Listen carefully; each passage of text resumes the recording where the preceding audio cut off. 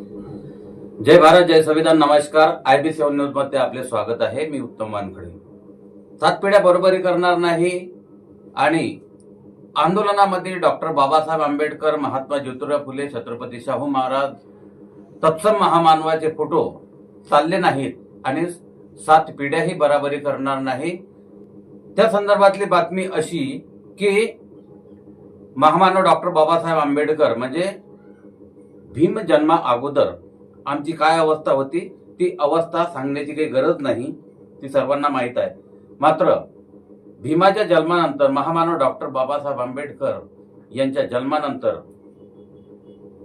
त्यांनी 26 जानेवारी 1950 रोजी यांनी या देशाला संविधान बहाल केलं आणि संविधानामध्ये त्या प्रवर्गाला आरक्षण दिलं जे प्रवर्ग मागास होते. सर्वात प्रथम इतर मागास प्रवर्ग जो आहे ओबीसी, या ओबीसी घटकाला 340 कलमांतर्गत, अनुसूचित जमाती या प्रवर्गाला 341 अंतर्गत आणि सर्वात शेवटी विचार केला तो आमचा. केवढी दूरदृष्टी होती बाबासाहेबाची आणि 342 नंतर आम्हाला 59 जातीला, अनुसूचित जातीला बाबासाहेबांनी 342 अंतर्गत आरक्षण दिलं. मात्र बाबासाहेब डॉक्टर भीमराव आंबेडकरांनी त्याचबरोबर 1956 ला आम्हाला बुद्ध धम्माच्या जोडीत टाकलं. 1956 ला धम्माची दीक्षा दिली आणि बाबासाहेबांना हे माहित होतं की जर या संविधानाने आम्हाला जर स्वातंत्र्य दिलं नाही, आमची प्रगती जर होऊ दिली नाही, तर हा धम्म जगासोबत आम्हाला या धम्माने जोडलं आणि पुरा जगासोबत जोडल्यानंतर हा धम्म आमची प्रगती करेल हे बाबासाहेबाला माहित होतं. म्हणून 56 ला त्यांनी आमचं धर्मांतर केलं. धर्मांतर केल्यानंतर जे काही रूढी परंपरा जे होत्या हिंदू धर्माच्या त्या आम्ही त्यागल्या आणि ते त्यागल्यामुळे आज 59 जातीमधून, अनुसूचित जातीच्या 59 जातीमधून एकट्या आंबेडकरी समाजाचा हा एवढा जो विकास आहे तो झालेला आहे आणि 7 पिढ्या लागतील हे म्हणणाऱ्यांसाठी ही बातमी आहे. 7 पिढ्या नाही तर ही बाबासाहेबांनंतरची ही पिढी, 7 पिढ्या होणे बाकीच आहेत. या पिढीने काय केलं? बाबासाहेबाच्या करणीनं, बाबासाहेबांनी दिलेल्या आरक्षणानं, बाबासाहेबांनी दिलेल्या सवलतीनं, बाबासाहेबांना या भारतासाठी केलेल्या कामगिरीमुळे आम्हाला काय मिळालं आणि आम्ही काय केलं? महामानव डॉक्टर बाबासाहेब आंबेडकर संपूर्ण विश्वात तर गेलेच.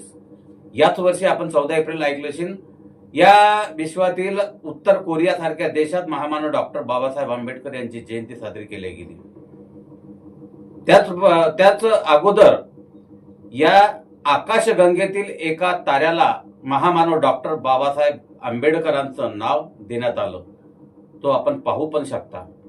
आणि त्यानंतर भारतात, पूर्ण विश्वातलं आपण रेकॉर्ड नंतर पाहणार आहोत दुसऱ्या बातमीमध्ये. या बातमीमध्ये पहा की बाबासाहेब डॉक्टर भीमराव आंबेडकरांच्या या नावाने देशात एकूण 16 विद्यापीठ आहेत, विश्वविद्यापीठ.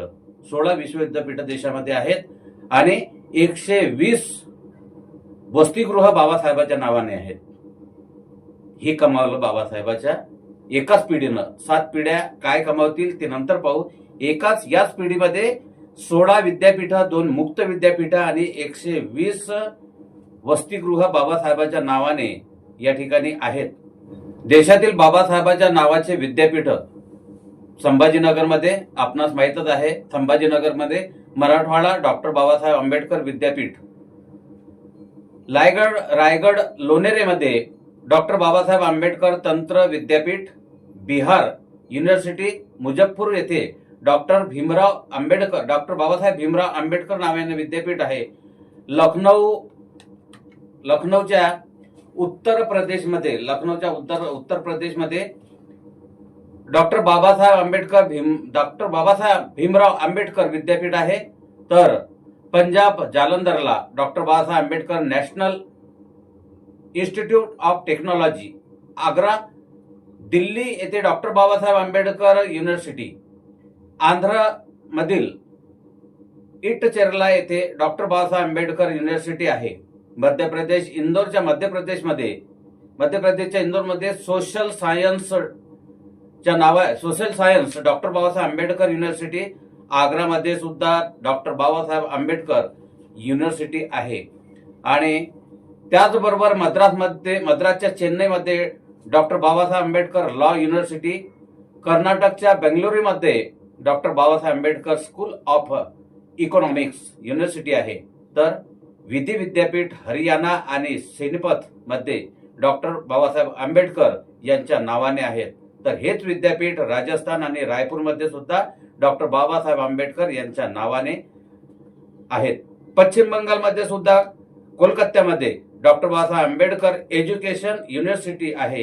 तर मुक्त विद्यापीठ तर बाबासाहेब डॉक्टर भीमराव आंबेडकर यांच्या नावाने भारतामध्ये 2 मुक्त विद्यापीठ आहेत. आता हे बघा, हे झाले डॉक्टर बाबासाहेब आंबेडकरांच्या नावाने विद्यापीठ. तर असे एकूण 120 जे वसतिगृह डॉक्टर बाबासाहेब आंबेडकरांच्या नावाने चालतात. एकूण 16 विद्यापीठामध्ये करोडो विद्यार्थी शिक्षण घेत आहेत आणि करोडो विद्यार्थी 120 वसतिगृहामध्ये आपला निवास करून शिक्षण घेत आहेत. ही आहे एका पिढीची देण. अजून येणाऱ्या पिढ्या बाकी आहेत.